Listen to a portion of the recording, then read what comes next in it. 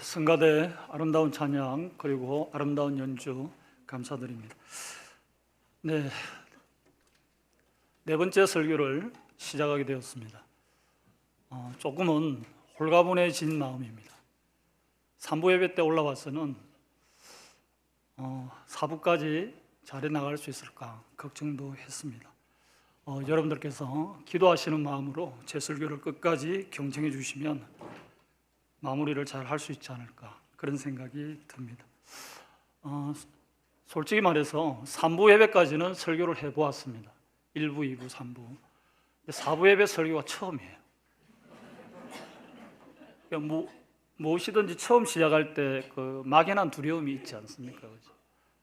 3부까지는 해보았었는데 4부가 처음인 것이죠. 그래서 어쩌면 제 앞으로 생애에 있어서 세문안교회 4부 예배를 잊지 못할 것 같습니다.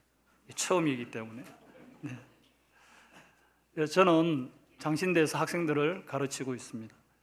독일에서 유학 생활을 마치고 하나님께서 학생들과 함께 사역하도록 사역지를 허락해 주셨습니다. 학교 내에서는 남북한 평화신학연구소 소장직을 맡고 있습니다. 아마도 그것 때문에 부족한 제가 여기에 설교로 초대를 받은 것 아닌가 그런 생각이 듭니다. 최근에 남북한의 어떤 급격한 변화를 우리들은 보고 있습니다. 그리고 북한과 미국과의 관계도 이전과는 다르게 빨리 변하고 있다는 사실을 보고 있습니다. 이러한 어떤 새로운 어떤 변화를 보면서 특히 남북 간의 관계에 대한 변화를 보면서 독일 사람 한 사람이 인터뷰에 응했고 그 인터뷰 내용을 우리가 영상을 통해서 한번 볼 수 있는 기회를 가지면 좋겠습니다. 방송실에서 준비해 주시기 바랍니다. 1989년 11월 베를린 장벽이 무너졌습니다. 분단 45년 만에 통일을 이뤄낸 독일 사람들은 남북 관계에 대해 어떻게 생각할까요? 관심이 많죠. 사람들 이거도 독일에서 확실하게는 빅뉴스인데요. 작년 말까지는 되게 특히 트럼프 대통령하고 김정은 약간 트위터 전쟁이 있었는데요. 서로 욕하고 독일 사람 되게 많이 걱정했는데요. 그래서 전쟁 날까봐요. 근데 다행인 게 갑자기 올해 초부터 분위기 많이 바꾸고 대부분 시민들한테 독일 시민들한테 물어보시게 되면 우리나라처럼 어떤 평화로운 방법 찾을 수 있겠죠. 이렇게 믿고 희망하고 있습니다. 저는 그때는 티네이저였는데 그때는 야 우리 꼭 정말 통일해야 되냐? 이렇게 생각했죠. 처음에는. 왜냐면 잘 모르니까 그렇게 큰 관심도 없었고. 근데 지금 나이 좀 먹으니까 엄청 큰 행운이었어요. 우리나라에서 특히 한 사람도 죽지도 않고 이렇게 통일할 수 있는 게 이런 역사는 정말 대단한 역사라고 생각하고 한국에서도 정말 이렇게 될 수 있었으면 교육, 상고 방식, 라이프스타일하고 많이 틀리죠. 스테레오타입 아이디어는 동독 사람들 아마 교육 우리만큼 좋지 않고 그리고 특히 열심히 하는 사람하고 열심히 안 하는 사람 똑같은 월급 받으니까 그래서 열심히 하지 않은 사람이다. 이 사람들 한번 진짜 경쟁에 대해서 이런 사회적인 비즈니스에 대해서 처음부터 다시 배워야 된다. 서독 사람들 너무 냉정하게 비즈니스하고 돈에 대해서만 생각하고 근데 지금 통일된 지 30년 됐으니까 새로운 제너레이션 그냥 통일된 독일만 아는 제너레이션이 있으니까 이 문제는 점점 없어지고 있다고 생각합니다. 같이 좋은 나라는 만들려고 하면 엄청 많이 노력해야 되고 엄청 많이 양보도 해야 되고 저는 양쪽에서 그렇게 조심스럽게 생각해야 된다고 생각합니다. 네, 어떻게 잘 보셨습니까? 놀라운 영상이죠. 왜 그렇습니까? 네? 자막이 나오면 보통 독일어가 나오든지 영어가 나오든지 외국어가 나와야 되잖아요. 그런데 독일 사람이 한국말을 지금 저보다 잘하고 있는 것입니다. 사투리 억양이 없잖아요. 그렇죠? 저보다 더 나은 것 같아요. 또 한 가지 놀라운 사실은 분단된 서독과 동독이 하나가 되었다는 이야기입니다. 많은 어떤 문제들이 있었지만 또 서로 양보하면서 서로가 함께 좋은 나라를 만들기 위해서 지금 노력하고 있다는 그런 이야기였습니다. 그리고 남북한의 관계를 생각하면서 한반도에도 평화가 왔으면 좋겠다, 이런 바람을 독일 사람이 우리말을 하면서 그렇게 보여주고 있는 것입니다. 이 영상의 어떤 내용과 의미를 우리가 생각하면서 설교를 끝까지 경청했으면 좋겠습니다. 철학자 아리스토텔레스는 인간을 가리켜서 사회적 동물, 정치적 동물이라고 이야기했습니다. 무슨 뜻일까요? 모든 인간은 관계적 존재로서 살아갈 수밖에 없고 자기가 속해 있는 공동체를 벗어나서는 결코 홀로 살아갈 수 없다는 뜻입니다. 인간은 각자의 삶의 구체적인 자리에서 다른 사람을 만나면서 살아갑니다. 인격주의 철학자인 마틴 부버는 인간의 만남을 두 가지로 나눌 수 있다고 이야기했습니다. 첫 번째는 인격적인 만남입니다. 두 번째는 비인격적인 만남입니다. 그렇다면 어떤 만남이 인격적인 만남일까요? 한 사람이 다른 사람을 만날 때 그 사람을 있는 그들의 모습을 존중하면서 받아들이는 것입니다. 그것은 인격적인 만남입니다. 비인격적인 만남은 내가 어떤 한 사람을 만날 때 그 사람을 어떤 목적에 맞는 수단으로서 생각하면서 만날 때 그 만남은 비인격적인 만남이 된다고 할 수 있습니다. 내가 한 사람을 만날 때 어떤 목적을 가지고 이 목적을 달성하기 위한 적절한 수단으로서만 그 사람을 만나는 것입니다. 그 일이 끝나면 더 이상 그 사람은 나의 삶 가운데 의미 있는 존재로 남아있지 않는 것입니다. 이것은 비인격적인 만남입니다. 그래서 마틴 부버는 인격적인 만남을 나와 너의 만남이라고 이야기했고, 비인격적인 만남은 나와 그것과의 만남이라고 이야기했습니다. 나와 사물과의 만남이라는 것이죠. 사람과의 만남이 아니라는 것입니다. 성경에 따르면 하나님은 천지를 창조하실 때, 특히 에덴 동산을 창조하실 때 말입니다, 아담과 하와를 인격적인 존재로 살아가도록 만드셨습니다. 사회적 존재로 살도록 그렇게 그들은 지음받았습니다. 홀로 살아갔던 아담은 그를 돕는 하와를 통해서 하나님이 보시기에 더 나은 삶을 살 수 있었습니다. 하와를 만난 이후 아담의 삶은 하와가 없이는 더 이상 생각하기 힘든 삶이 되었습니다. 그들의 인격적인 삶의 진정한 의미는 두 사람이 서로 섬기고 서로 사랑하는 그러한 삶의 원칙을 실천할 때에 경험될 수 있었던 그런 것이었습니다. 그런데 성경은 사랑과 섬김의 그 공동체가 죄 때문에 파괴되었다라고 이야기하고 있습니다. 죄악의 구체적인 실상이 무엇입니까? 그 죄악이 남긴 구체적인 실상은 평화가 깨어졌다는 것입니다. 평화가 파괴된 모습으로 나타났다는 것입니다. 하나님과 인간 사이에 존재했던 그 평화는 더 이상 쉽게 찾아볼 수 없게 되었습니다. 죄가 갖고 있는 파괴력은 인간들 사이에 존재하는 모든 공동체적 삶 가운데서도 여전히 치명적인 영향력을 계속 보여주고 있습니다. 아담의 아들이었던 가인을 우리는 기억하고 있습니다. 동생 아벨을 쳐 죽였던 창세기의 장면을 우리는 기억하고 있습니다. 이보다 더 심각한 불화의 극단적인 형태가 있겠습니까? 때문에 성경이 예수 그리스도의 오심의 목적이 사회적 존재와 인격적 존재로서 살아가는 그 삶을 회복하고 깨어지고 파괴된 평화를 회복하는 데 있다고 한다면, 이것을 강조하는 것이라고 한다면 우리는 이것을 당연스럽게 받아들여야 할 것입니다. 에베소서 말씀은 이렇게 증거하고 있습니다. 이제는 전에 멀리 있던 너희가 그리스도 예수 안에서 그리스도의 피로 가까워졌느니라.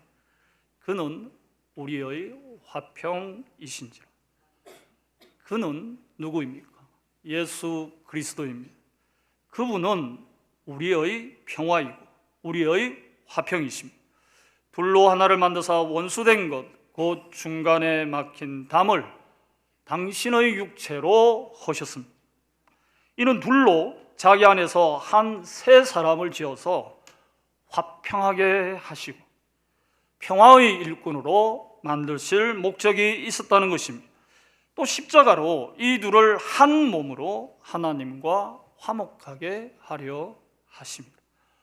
화목, 화평, 우리가 집중해서 주의해서 들어야 하는 단어입니다. 바울은 에베소 교회 성도들에게 예수 그리스도의 십자가를 통해서 하나님과 이웃 안에서 서로 사랑하고 섬기는 공동체의 회복이 가능하게 되었다라고 이야기합니다. 과거에는 서로 적대적인 삶을 살아갔습니다. 과거에는 불일치의 삶을 살았던 사람들이었습니다. 그런데 이제는 예수 그리스도 안에서 화해의 삶을 사는 것이 가능하게 되었다라는 것입니다. 하나님과 사람들 사이에서 깨어진 평화, 사람들과 사람들 사이에서 파괴되었던 평화가 예수 그리스도의 십자가의 도를 믿는 새로운 교회 공동체 안에서 이제는 나타나야 한다는 것입니다. 교회란 어떤 장소입니까? 교회는 어떤 곳입니까? 교회는 기본적으로, 교회는 1차적으로, 교회는 본질적으로 하나님이 불러주신 백성들의 모임입니다. 세상에 많은 사람들이 있습니다. 그런데 하나님께서 그 가운데서 구별해서 불러주신 사람들이 모여 있습니다. 그 모임이 하나님의 교회입니다. 이러한 맥락에서 오늘 본문 20절, 21절 말씀은 이렇게 증거하고 있습니다. 너희는 사도들과 선지자들의 터 위에 세우심을 입은 자라. 그리스도 예수께서 친히 모퉁이 돌이 되셨느니라. 그의 안에서 건물마다 서로 연결하여 주 안에서 성전이 되어가고, 서로 연결하여 주 안에서 성전이 되어가고, 에클레시아, 하나님이 불러주신 백성들의 모임, 이 에클레시아로 존재하는 교회 공동체를 바울은 22절 말씀에서 다시 한번 강조합니다. 너희도 성령 안에서 하나님이 거하실 처소가 되기 위하여 그리스도 예수 안에서 함께 지어져 가느니라. 너희도, 이 단어를 세문안 교회도 이렇게 바꾸어서 한번 같이 읽어보겠습니다. 세문안 교회도 성령 안에서 하나님이 거하실 처소가 되기 위하여 그리스도 예수 안에서 함께 지어져 가느니라. 아름다운 새 성전을 건축 중에 있다고 들었습니다. 새 성전, 그 성전 안에서 누가 거하시겠습니까? 하나님이 거하실 것입니다. 그리스도 예수 안에서 함께 지어져가는 세문안교회 새 성전이 되기를 주님의 이름으로 간절히 바랍니다. 여러분, 교회는요, 하나님의 백성들이 모여있는 그 모임입니다. 바울은 그래서 교회를 그리스도의 몸이라고 이야기했습니다. 우리는 그의 몸에 붙어있는 각 지체들입니다. 교회는 그리스도의 몸입니다. 이러한 바울의 신학을 그대로 이어받아서 자기의 신학적 사고 안에서 펼쳐갔던 독일의 유명한 신학자가 있습니다. 디트리히 보네퍼 목사님입니다. 이분은 그의 박사학위 논문 성도의 교제에서 교회란 이런 곳이다라고 이야기했습니다. 교회는 공동체로 존재하는 그리스도입니다. 교회가 어떤 곳이라고요? 교회가 무엇이라고요? 교회는 공동체로 존재하는 그리스도입니다. 이게 무슨 뜻일까요? 세문안 교회 공동체에 오면요, 사람들이 그리스도를 만날 수 있어야 한다는 것입니다. 세문안 교회 공동체 안에서 우리가 예배를 드리고 기도하고 서로 영적인 나눔을 가질 때 말입니다, 그 안에 그리스도가 계신다는 뜻입니다.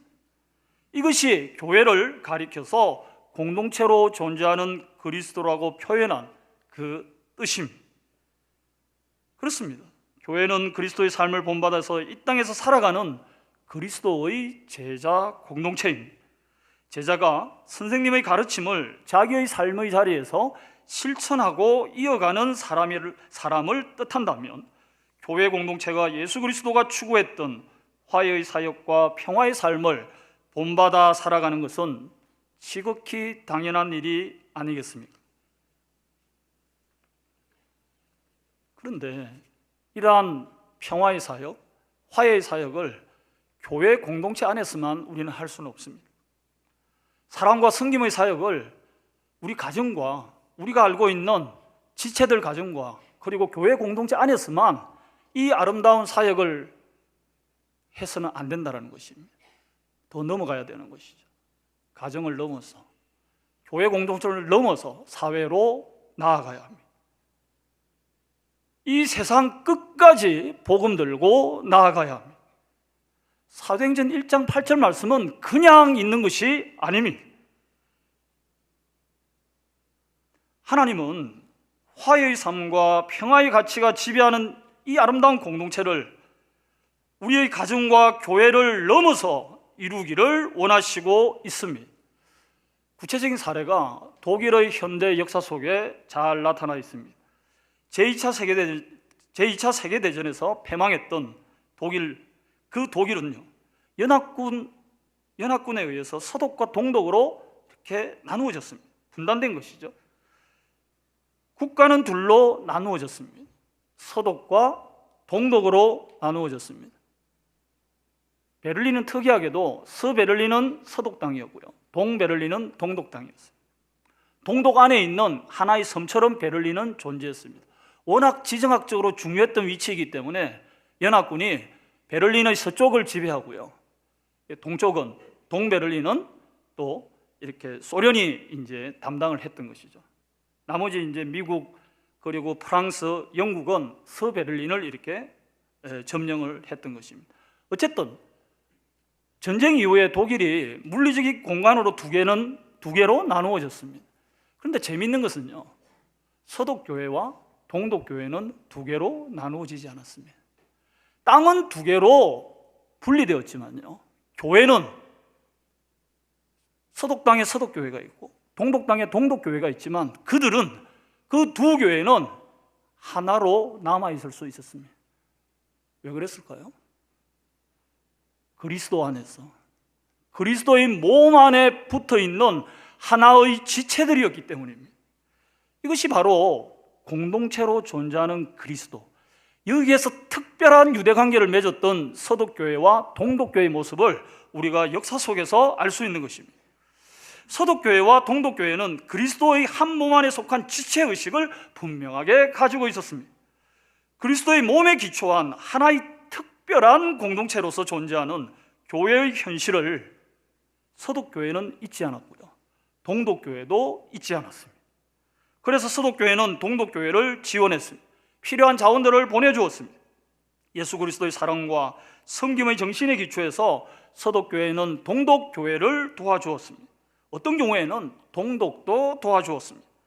성경의 가르침, 사회적 존재로서의 어떤 그 관계성에 기초한 서독교회의 디아코니아, 사회봉사의 사역은 독일의 통일을 이루어내는데 큰 미끄럼이 되었고 큰 디딤돌이 되었습니다. 뿐만 아니라 서독교회와 동독교회는 두 손을 꼭 잡고 말입니다, 자기 나라 땅 안에서 핵전쟁이 일어나서는 안 된다는 것에 대해서 같이 운동을 했습니다.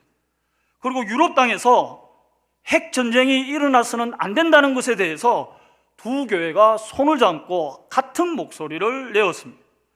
전 지구적인 평화를 조성하는 일에 그들은 함께 사역했습니다. 두 교회가 오랜 시간 동안 준비하고 실천했던 그 평화의 운동이 없었다고 한다면 독일의 통일 말입니다, 1990년 10월 3일에 있었던 그 역사적인 독일 통일 말입니다, 그 통일의 날은 더 늦게 찾아왔을는지도 모르겠습니다.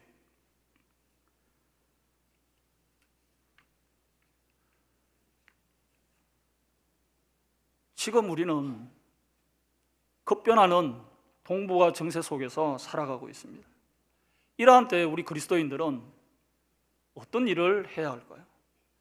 이러할 때 평화의 공동체로 부르신 교회 공동체의 구성원들인 저희들은 무엇을 준비해야 되겠습니까? 구원에 이르는 복음이 그 누구보다도 더 필요한 사람들이 지금 어디에 살고 있습니까? 서울의 북쪽, 북녘 땅 아닙니까? 진정한 자유와 삶의 한가운데서 맛볼 수 있는 그 평화를 누구보다도 더 요청하고 필요로 하는 사람들이 지금 어디에 살고 있습니까? 서울의 북쪽 그 북한 땅 아니겠습니까? 본문 17절 18절 말씀은 우리에게 이렇게 전하고 있습니다. 또 오셔서 먼 데 있는 너희에게 평안을 전하시고 가까운 데 있는 저들에게 평안을 전하셨으니 이는 그로 말미암아 우리 둘이 한 성령 안에서 아버지께 나아감을 얻게 하려 하심이라. 우리 주님께서 먼 곳 북한 땅에도 복음을 전해주시고 복음의 열매를 거두어 주셔서 마침내 한반도에 평화 통일을 가져다 주실 것을 믿습니다. 평안, 다시 말해서 이 평화는 말입니다, 이제 우리가 북한 땅에 전해야 하는 복음의 구체적인 내용입니다. 구원의 말씀이 담고 있는 핵심입니다. 화해의 삶과 평화의 가치를 실현하는 삶을 살았던 예수 그리스도의 제자로서 그렇게 살아가는 세문안교회 성도님들 되시기를 주의 이름으로 간절히 바랍니다. 그러면 우리는 오늘의 상황 속에서 어떻게 평화를 만들어갈 수 있을까요? 남북 정상회담이 지난 4월 27일 날 판문점에서 있었습니다.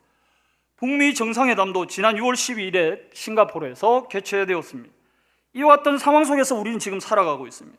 그리스도의 제자로서, 화목하게 하는 사람들로서, 평화의 일꾼으로서 우리는 어떻게 살아야 할까요?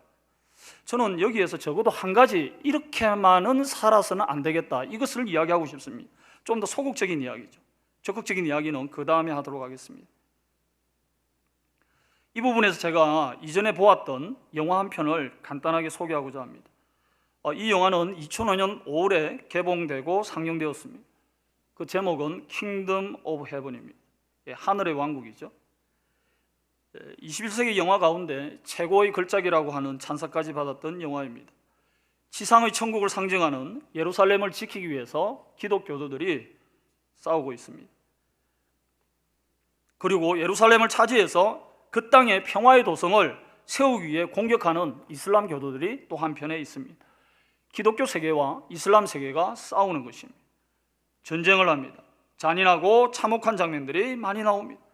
황량한 들판에 이름 모를 수많은 병사들의 죽음들이 이렇게 있습니다. 그 죽음들을 헤치면서 아들의 시신을 찾아 헤매는 부모들의 모습, 부모의 시신을 찾아 헤매는 어린아들의 모습이 거기에 나옵니다. 왜 이 땅에 전쟁이 더 이상 일어나서는 안 된다는 그 이유를 충분히 그 영화는 보여주고 있습니다. 그런데 제가 이 영화를 통해서 배운 교훈은 여기에 멈추지 않습니다. 하나 더 있습니다. 평화의 도성 예루살렘을 떠나면서 남긴 기독교 세계의 장군 티베리우스가 남긴 대사입니다. 그 대사를 화면으로 함께 보시겠습니다. 한번 보여주시겠습니까? 제가 티베리우스가 되어서 이 대사를 한번 읽어보겠습니다. 나옵니까? 예루살렘은 나의 전부였어. 모든 걸 바쳤지. 허나 깨달았지. 하나님은 핑계였을 뿐 이 전쟁의 목적은 영토와 재물이었어. 모든 걸 바쳤는데요, 하나님이 핑계였다는 거예요. 지금 돌이켜보니까 10수년 동안 예루살렘을 지키는 장군으로서 사역을 했는데 이제는 돌아보니 뭐예요? 자기의 영토와 자기의 재물의 확보를 위해서 그 일을 했다라는 거예요. 정말로 그 하나님을 위해서 일한 게 아니라는 것입니다. 진정으로 예루살렘 도성에 있는 많은 사람들에게 평화를 가져다 주기 위해서 일했던 것이 아니라는 것입니다. 이 사람의 후회의 본질은 무엇입니까? 내가 열심히 했는데 지금 돌이켜보니 나를 위해서 일한 것이었다.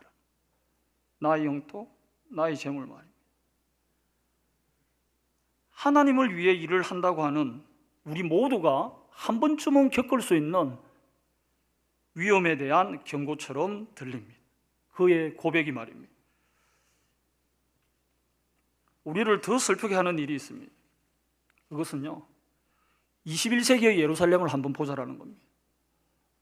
킹덤 오브 헤븐이 나왔던 그 영화의 시대적 배경은 11세기 말에서 12세기 초입니다. 1180년경 정도가 될 것입니다. 그런데 지금 21세기의 예루살렘 말입니다.